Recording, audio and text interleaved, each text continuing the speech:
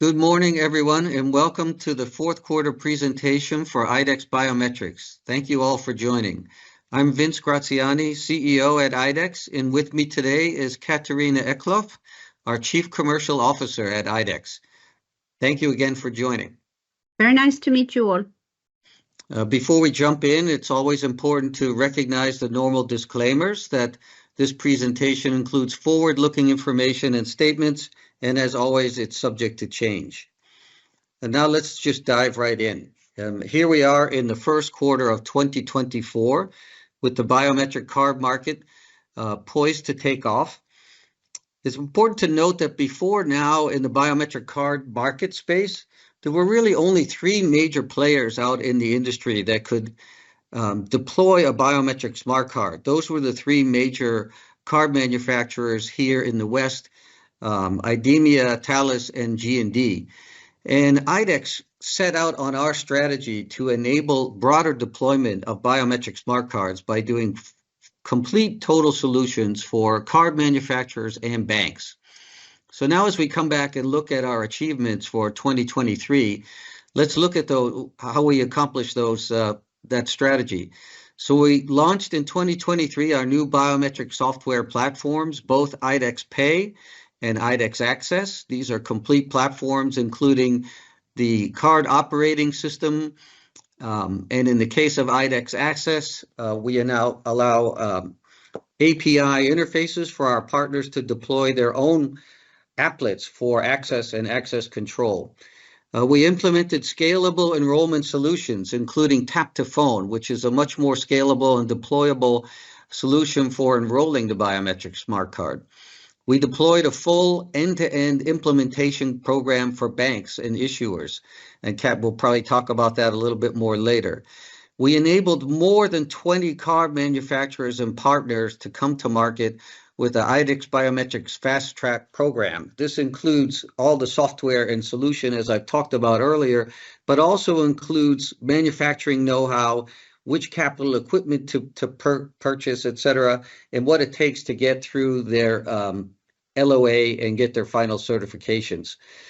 We now have launched, as a result of all of this work, the world's first biometric metal card program with EBL and IDEX Pay in Asia. And we have our first customer to launch IDEX Access with Authentrend and opening up the markets in Japan for access control and authentication. Coming up in 2024, we anticipate to have many more bank launches with IDEX Pay in Asia and in Europe. We are working hard to get our certification done with Visa, which will open up even more banks and issuers. A big part of the world's banking industry is Visa, and of course we need to get that out there into the market space as well. We will be launching as well a crypto cold wallet platform solution similar to IDEX Pay and IDEX Access, but for the crypto cold wallet space. And we'll be launching a new biometric platform together with our partner ST Microelectronics for card manufacturing partners and banks and issuers that want to have choice when it comes to the secure element chip. And we are continuing to work on our operational efficiencies. Those are coming into effect, and we'll talk about that a little bit more as we get into the financial section here. Okay, let's go into the quarterly highlights for the fourth quarter. On the payment side, Eastern Bank Limited in Bangladesh launched their first biometric metal card globally based on IDEX Pay. This is a great deployment for both IDEX and Eastern Bank, and demonstrates that our strategy to launch at the affluent segment first is a great strategy for execution. We now have 3 metal card manufacturers globally and anticipate that we'll have more design wins and more banks launching here, starting with the affluent programs, and then bringing in the mainstream customers as part of our overall strategy. We do have a partner in Asia who's piloting our first central bank digital currency card. And this is a pretty early deployment, but we do believe that we'll see future deployments of central bank digital currency cards with biometrics as other governments and central banks begin to deploy digital currency programs. We also have our first programs in development for entitlement programs, and this is an area where Social Security and other entitlement programs are dealing with lots of fraud. And so the biometric card here adds value with proof of identity and proof of life for those who are on these entitlement programs. And we anticipate we'll see more of these government programs globally as these biometric cards become more mainstream in the market. On the access side, AuthenTrend, our partner, has launched a FIDO2 biometric card for digital access based on our IDEX Access total software platform. We also have additional contract customers for access taking advantage of the IDEX Access program.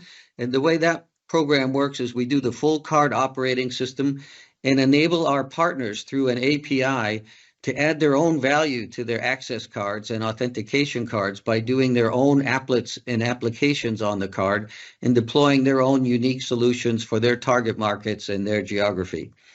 Our partner Sentry is now working on their next generation access cards based on IDEX technology, and those are soon ready for launch into the market as well. And then regulatory enforcement in Europe and in the US is creating more demand for cybersecurity. So we see more and more demand and more partners and customers coming to us for access control and digital authentication. On the card manufacturer side, we have card manufacturers and partners who are in certification with IDEX Pay. As we've talked about in the past, IDEX Pay is fully certified for software and security, all pre-certified today by MasterCard and soon to be pre-certified also by Visa. This means that our card manufacturing partners only need to go through the card structural integrity part of the certification in order to get their LOAs. And we anticipate in the first half of the year, several more card manufacturers will soon be coming out and announcing their own LOAs. We have the first manufacturer in Europe already certified with IDEX Pay, and as previously announced, they were able to get that certification and LOA in record time thanks to the pre-certification of our IDEX solution. And then our Visa certification is in progress. We're working closely with Visa on this and anticipate to have that certification complete sometime in the first half of 2024. Now let's go into the fourth quarter financial summary. Fourth quarter revenues were down from the prior quarter as we're in the process of transitioning our business from our legacy components customers to selling the full solutions for IDEX Pay and IDEX Access. This transition is happening and we're seeing an impact of that also in our margins. Let's talk about first on the quarter itself. We had negative gross margins total, but that was the result of one-time inventory write-offs of some of our old legacy products that we still had in inventory. So we're getting those products in that inventory off the books. Excluding these one-time write-offs, our margins actually grew to 44% for the fourth quarter. This is an improvement that demonstrates that our approach of selling the complete solution is also going to improve our margins over time. Our operating expenses decreased by 33% compared to the prior quarter, and this is in line with previously announced actions that we had taken to right-size the business and lower the operating expenses. We continue to focus on this and look for operating efficiencies, and you'll see these numbers continue to come down over the coming quarters. During the quarter, we did complete a capital raise of 35 million NOK and a convertible debt offering of 100 million NOK. Our goal here was to minimize dilution for our shareholders and get access to the capital we needed to continue to run the business. Both of those were successfully completed by the end of the fourth quarter and met all of our expectations there. So now we're going to move over to the fourth quarter commercial update, and I will turn it over to Katarina to walk you through the commercial update portion of the presentation. Kat? Thank you, Vince. So just as a reminder to everyone, our business model is still based on three different solutions that we take to market. So as you heard Vince say, we do have our biometric sensor that we have our legacy customers taking. We are also commercializing the biometric system solution, which contains of both the sensor and the algorithm. And This second product is mostly sold out to our Asian customers. And then we have our biometric card platform, the IDEX Pay, focused on the payment and the banking sector, and IDEX Access platform, which is focused on the authentication space. The way we take these solutions to market, we have 4 different channels that we work with. So the first one and the most important one is our manufacturer. The second one is our ecosystem partners. So these are processors mainly, integrators, and then we have resellers in specific dedicated markets. We focus on geographically, just to remind everyone, we focus on Asia as our prime set and key markets in Europe for the payments. And for our access markets, we have a global focus. The 3 sectors that we are concentrating on: banking and payment, public and private services, and government and enterprise security. As Finn said, IDEX is currently in commercialization with 20 plus manufacturers and partners, and we have a healthy growth of new customers. So as you can see, looking at the map of our customers, we are expanding heavily in Asia, but we have also added key geographies such as the Middle East, and also India during the fourth quarter. So we have added players like KL High-Tech, which is one of the largest manufacturers in India. We have added Topan Gravity, which is a well-renowned manufacturer in Middle East, which is also linked to the Japanese mother company Topan in Japan. And if we look at the growth, so over the year-on-year growth, we've moved from 15 to almost 28 customers during 23. And all of these manufacturers together today represents a TAM, a total addressable market, which represents 1.2 billion cards. The other thing that is very important that has happened during the fourth quarter is that the regulatory environment and the industry standardization has both increased pressure and accelerated. The Payment Service Directive has come into effect. So there are strong pressure on banks to bring out accessible payment vehicles further to be enhanced during 2025. And the NIS2 directive, it's a security directive coming out for enterprises, how to protect their assets and their employees. And I will cover that a little bit later. And the other act that's come into operation is the DORA, so the Digital Operational Resilience Act, also exercising and demanding of enterprises to level up their security services.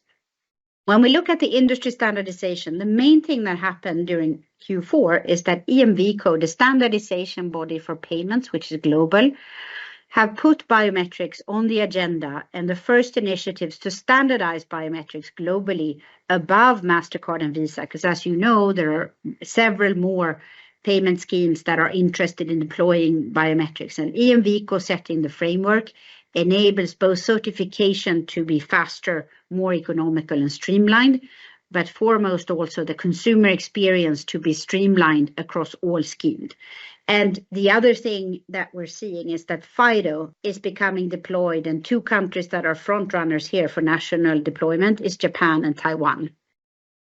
If we look at what have we done in IDEX to actually drive the market? Well, as Vince said, the key thing is to actually ensure that the banks has a full suite of enrollment solutions so that the activation of biometric cards follows the bank processes that they deploy today. So IDEX has put to market iOS mobile application. We have also introduced an Android solution that we call Activation Pad. We have also worked significantly on cost optimization, both for manufacturers, streamlining the card manufacturing processes and ensuring together that we come out with a card product that is as cost efficient as possible. The other key thing that we have spent a significant amount of time on is launching our metal cards into production with 3 manufacturers. And this is really the wedge into biometrics, starting with the affluent and high network customer segments of banks. As you've seen, we have deployed this first out in Asia.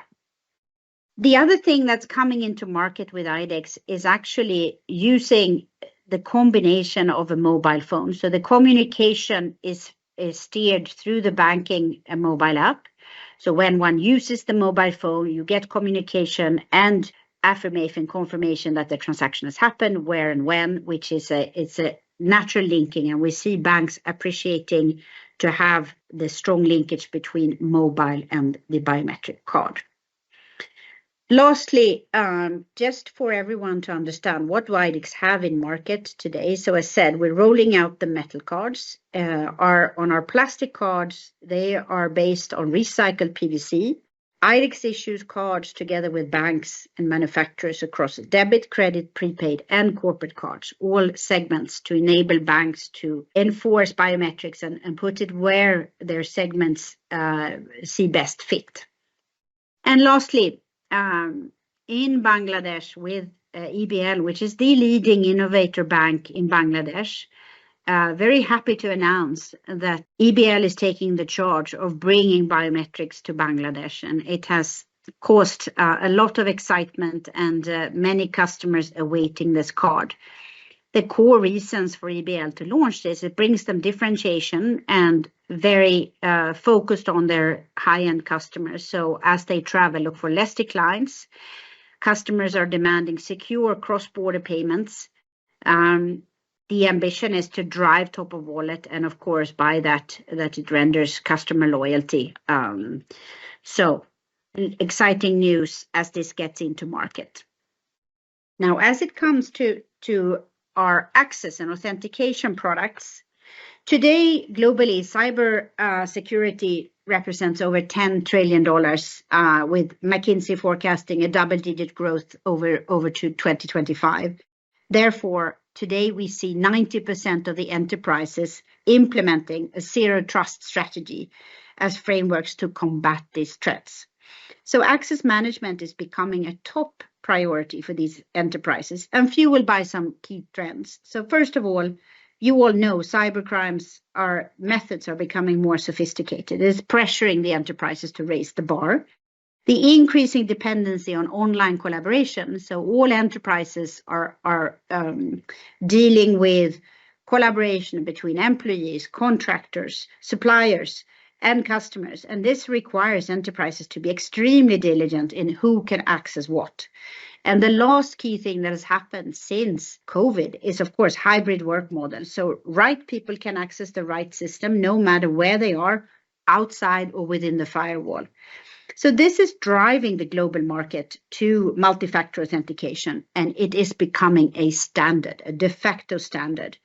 And with that, as IDEX operates globally, when we meet our market partners, we see that biometric authentication is the only way to secure that user credentials are not shared, and biometric access should be decentralized. And in conclusion, physical access is as important as online access to enterprises. And our partners, Sentry, eSignus, and partners out in Asia are all enabling the Microsoft, Apple, Google compatibility. For crypto, we are now enabling Ethereum and Bitcoin. And as Vince said, we've launched in one of the most proponent markets for FIDO, Japan, with Authentren, with strong interest from corporate clients in Japan. Market outlook. Well, in short, the payment market for metal cards is growing at plus 24%, and the PVC market is growing at a steady 5%. We still see financial and digital inclusion as a key global priority, and you will hear this being pronounced by governments around the ESG agenda, and there is still today 1.4 billion unbanked. The forecast that we have is that there will be around 40 million cards by 2028. So that's the growth figures we have. And that's fueled then by these different initiatives. So both banks rolling out stronger regulatory enforcement and standardization. And the other key driver, as we talked about just before, is that the digital ID market is also forecasted to grow for different applications at a very strong pace. Finally, an important part of 2024's agenda is really of looking at ESG, and both across companies like MasterCard and BBC News, all over the world, the notion of digital exclusion is becoming top of the agenda, foremost by European Union. Means to actually ensure that people who have disabilities needs to be able to pay with other means than mobile or in combination with mobile. So driving accessible payments for elderly, visually, memory impaired and digitally excluded is becoming something that's now regulated on agendas for governments. And IDEX is very much at the forefront and will be driving. You will hear more on our initiatives on this. And as this conclusion, IDEX today is actually deploying across a range of different markets. So as you all know, we do payments. We have just introduced cyber and digital access. We do digital currency central bank in Asia Pacific. We do public transportation, and we're just in the cusp of rolling out healthcare program, and government security has just been implemented. And each market represents its own very large opportunity for both the partners and IDEX. Vince, over to you. Thank you, Kat, and great job, great summary there. And let's sum it all up here as well. So at IDEX, we see ourselves as enabling the future of payments and authentication. As Kat just pointed out on the last slide, it's a multi-billion-dollar market opportunity. It's just huge across many applications. And we're executing on our strategy, which includes complete solutions that for both banks and card manufacturers to drive market adoption. And our second part of our strategy is to open up markets region by region and segment by segment. So this focused marketing approach is really working for us and really paying off. And further, we now see ourselves, as Kat just showed in the last slide as well, expanding the use cases for biometric smart cards into other markets and other market opportunities. So the market opportunity just continues to grow. So with that, we'll summarize and thank you all for joining our fourth quarter presentation, and look forward to talking to you again in the next quarter. Thank you very much.